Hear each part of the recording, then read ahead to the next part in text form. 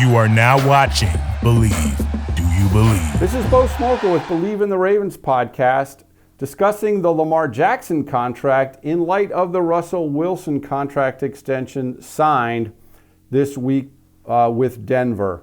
Of course, Lamar Jackson is entering the 5th year of his rookie deal, and there has been no contract extension signed with him this summer. It has been topic number one among the Ravens fans, media, personnel, all spring. Lamar Jackson sat out the OTA sessions this spring for the first time ever, reported to minicamp, reported to training camp, has taken part in everything during training camp, looking forward to this season. But he is in the 5th year option of his rookie deal with no contract extension in place.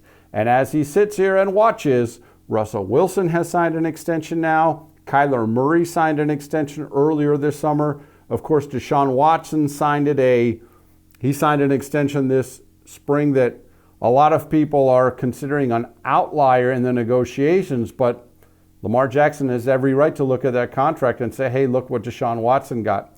So where are we with Lamar Jackson's situation? As I said, it has been topic number one in Baltimore all summer. Lamar Jackson has occasionally referenced it. He is asked about it almost every time he meets with the media. He has said in the past that he will not negotiate past a certain deadline. He's never specified what the deadline is, but it sounds as if it is the beginning of the regular season, and that's just a week or so away. So if contract negotiations, again, and Lamar Jackson has no agent, so that also complicates things. So if Lamar Jackson's negotiations end at the beginning of the regular season, then they will not start up again until presumably next offseason after January or February if the Ravens were to keep moving on.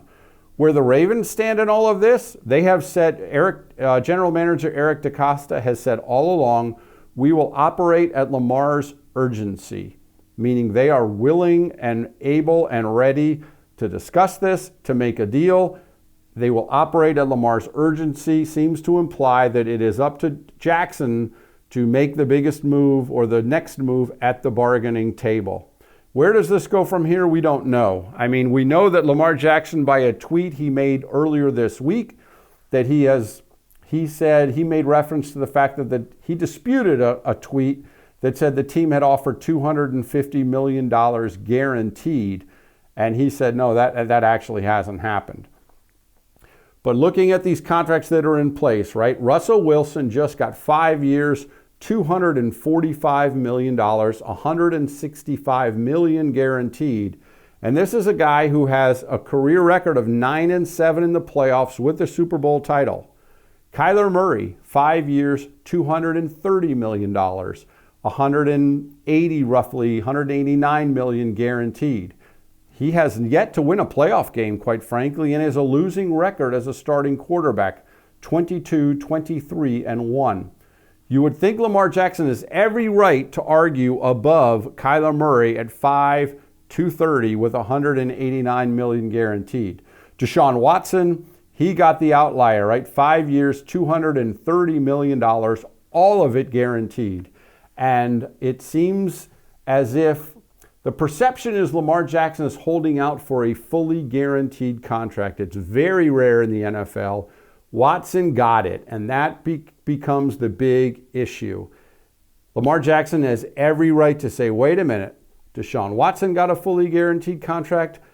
If Deshaun Watson got a fully guaranteed contract, then I, a former NFL MVP, with as many playoff wins as Deshaun Watson, then I too deserve a fully guaranteed contract. You can understand why 31 other owners in this league are irate at Cleveland for giving Watson that fully guaranteed contract, because that's generally not how it's happened. It didn't happen with Patrick Mahomes. It didn't happen with Josh Allen. It didn't happen with Wilson. It didn't happen with Murray.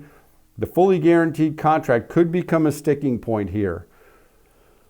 Again, Lamar Jackson has said he wants to get a deadline. There's a deadline, and after that, he will not negotiate. And he has indicated that is roughly the beginning of the regular season, which is just a week or so away. Will it get done in the next week? Personally, I don't expect it to. I haven't expected to all spring. I think it will end up going at least until to next offseason. And the Ravens could then use a franchise tag. But let's look at this from both sides. If you're Lamar Jackson, why do you wait to get this deal done with like transitional, like life-changing money? Well, first of all, the price keeps going up. The longer he waits, in theory, the longer the price goes up. Joe Burrow is another one that's due for a contract extension next spring. And that could also reset the market. So the market it's never getting cheaper to be an NFL quarterback. And so Jackson says, you know what, if I wait, I got more money in the bank for me. He could have more leverage too. If you remember, back in 2012, the Ravens tried to extend Joe Flacco, and he turned down a contract extension and said, you know what, I'll play this 2012 season and I'll see how it goes, and then we can discuss it after the season. Flacco went out and won a Super Bowl, and then he comes back to the Ravens with all the leverage. And Lamar Jackson could be thinking that way as well. He says, I'll play it out this season and we'll see how it goes. That can work both ways, right? Jackson really wasn't great the last half of last season, even before he got hurt. And if he has a subpar season this year, how does that leverage work? Of course, the other question and the biggest fear with Jackson is with his style and with his running and the hits he takes, does he get hurt? I've often said Robert Griffin III was never the same player after he got hit by Haloti Ngata in Washington. And if Lamar Jackson takes a hit like that, will he ever be the same player? And what would that do to his value over time? So that's another issue where you might say, if you're Lamar Jackson, well, let's get this deal done. Let's get this guaranteed money in the bank, and then let's go out and play. But Lamar Jackson does not seem to be feeling that way right now, and it looks as if he is willing to go out and play this season on his fifth-year option and take it from there. If they do this, and if he goes through his fifth-year option and plays his fifth-year option, then what? In theory, he becomes a free agent next March. But the Ravens, of course, have the option of using the franchise tag on him. It's projected the tag would cost them roughly $31 million next year. And I Bleav they would use it on him. I absolutely think they would tag Jackson at $31 million. And then if they do that, they have about a 3-month window to work out a long-term deal with him before he would be required to play on that tag. They could tag him in March, work on a deal until July, and if no deal is set, he plays on the tag. That is absolutely a scenario that could play out. And in fact, it's not outside the realm of possibility that they would tag him a second time. And that would be probably cost the Ravens roughly $40 million, all fully against that year's cap. So that is a big bite of cap money that would be used if they choose to tag him next year, and even more so if they choose to tag him the year after that. But if they were to do that and they were to have him play on his fifth-year option this year, the tag next year, another tag the following year, you're talking about 3 years and roughly $94 million, all fully against each year's cap. That's a very expensive proposition. But of course, you're also talking, if you're talking about a situation like Deshaun Watson, 5 years, $230 million, all fully guaranteed. And if Jackson wants a contract larger than that or in the neighborhood of that, that also is going to become really expensive. Rusell Wilson gets 5 years, $245 million. What's to say Lamar Jackson says, you know what? I'll take $50 million a year, average annual value, and $170 million guaranteed, and up the market just a little bit from Rusell Wilson. And he has every right to ask for that. The Ravens, of course, are at the point where they can say, well, wait a minute. Rusell Wilson's won 9 playoff games. You've won 1 playoff game. For all that Lamar Jackson has done, and he's 37-12 as a starting quarterback in this league, he's the 2019 league MVP. He has 1 playoff win. He is 1-3 in the playoffs. And Rusell Wilson is 9-7 in the playoffs with a Super Bowl title.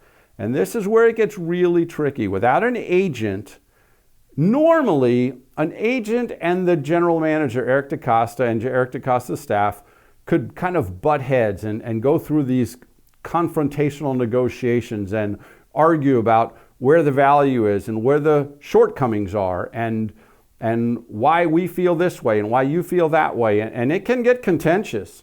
But when it's the agent and the GM doing that, they filter it away from the actual player. The player may not hear a lot of that contentious attitude and a lot of the debate that goes on where they basically essentially devalue the player to a point where they're trying to drive that price down. Well, here's why we think we should be able to drive that price down.